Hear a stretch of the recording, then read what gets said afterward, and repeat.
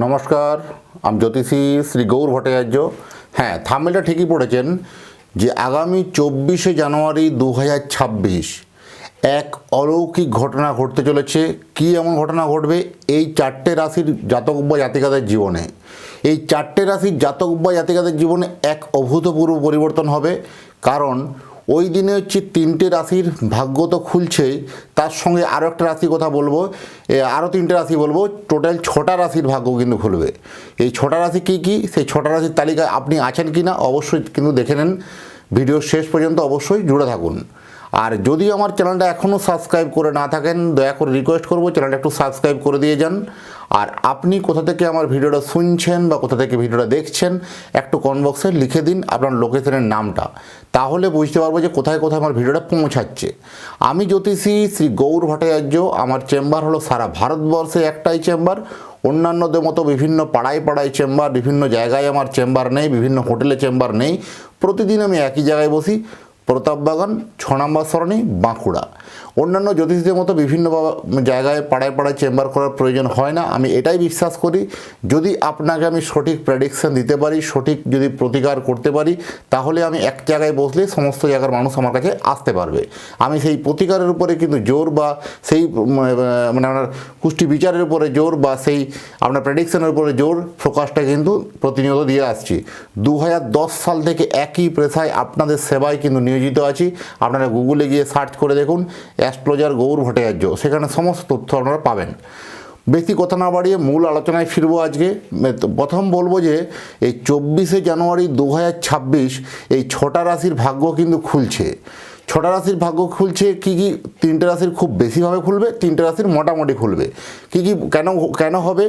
কারণ এই দিনে একটা অলৌকিক ঘটনা হচ্ছে। রবি, বুধ, শুক্র, এই তিনটে প্ল্যানেট, 3টা গ্রহ একটাই নক্ষত্র, শ্রবণা নক্ষত্রে এসে উপস্থিত হচ্ছে। একত্রে শ্রবণা নক্ষত্রে একত্রে আসছে, তখনই কিন্তু এই অলৌকিক ঘটনাগুলো পরিবর্তন আপনারা লক্ষ্য করতে পারবেন। এবং রাশি হিসাবে যদি বলি, 4টে গ্রহ একসাথে মকর রাশিতে থাকবে, রবি, বুধ, শুক্র, মঙ্গল। এই 4টে যখন আপনার রাশিতে, মকর রাশির ঘরে 4টে গ্রহ একসাথে অবস্থান করছে, তার অনুরূপভাবে আবার 3টে গ্রহ একই নক্ষত্রে অবস্থান করছে। এটা কিন্তু কোনো সামান্যতম যোগ নয়, এটা কিন্তু একটা বিরল ঘটনা। এরকম ঘটনা কিন্তু আপনার জীবনে প্রচুর কিন্তু পরিবর্তন আনতে পারে। কোন কোন দিকে পরিবর্তন আনবে?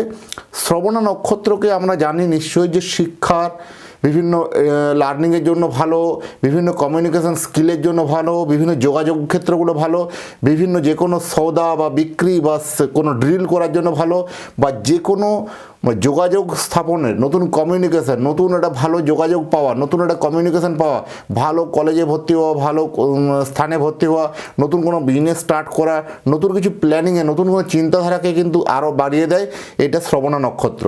এই শ্রবণা নক্ষত্রের একটা কিন্তু নতুন উদ্যম গড়ে ওঠে। যারা বিশেষ করে নতুন কিছু তৈরি করার প্ল্যানিং করছেন, তাদের এই প্ল্যানগুলো কিন্তু বাস্তবে রূপ পাবে, বাস্তবের সঙ্গে একটা সামঞ্জস্য রেখে কিন্তু চলতে পারবে।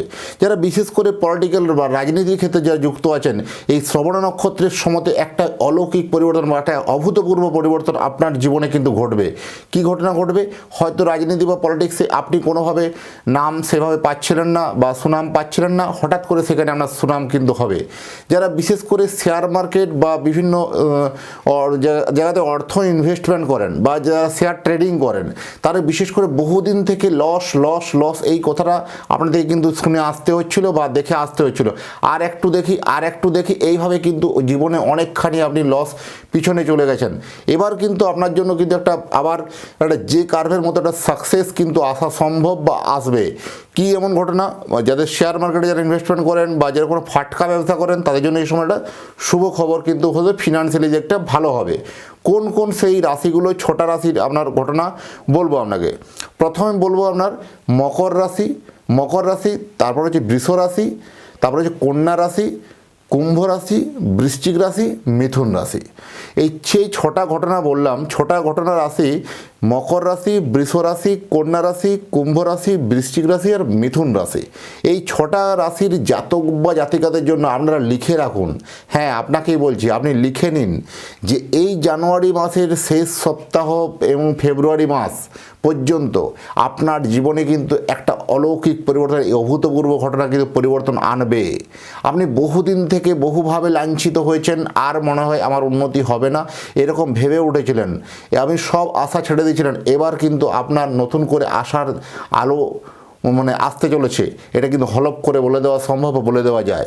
অবশ্যই কিন্তু আপনারা মনোযোগ সহকারে ভিডিও শেষ পর্যন্ত যারা দেখলেন বা শুনলেন, তারা একটু চিন্তা ভাবনা করে এবং সময়ের সুযোগটাকে কাজে লাগিয়ে অবশ্যই নিজের জন্মছকটা যদি বিচার করাতে চাইছেন, তার নিচে দেওয়া নাম্বারে অবশ্যই যোগাযোগ করুন।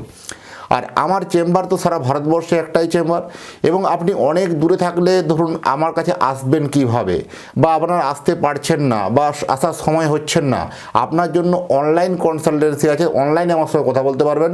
কি করতে হবে? আপনার নাম, জন্ম তারিখ, জন্ম সময়, জন্মস্থান, এই তথ্যগুলো পাঠিয়ে দিন।